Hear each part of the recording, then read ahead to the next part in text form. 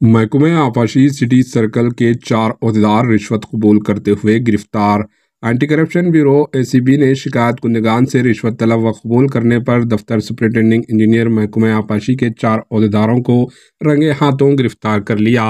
ACB हाकिम ने जुमेरात के रोज़ असल मुलजिम एग्जीक्यूटिव इंजीनियर के बनाई लाल, मुलजिम नंबर 2 कार्तिक, असिस्टेंट इंजीनियर मुलजिम number 3 H Nikeshan Kumar, AEW section अफसर superintendent engineer irrigation circle Rangareddy Hyderabad और मुलजिम number 4 P Ganesh, MRO office Gandipet को उस वक्त गिरफ्तार कर लिया जब ये मुलजिमीन नेकनामपुर मनीकुंडा जिले रंगारेड्डी के शिकायत कुंदगान से 1 लाख रुपये रिश्वत कबूल कर रहे थे। Bureau report, AHN news.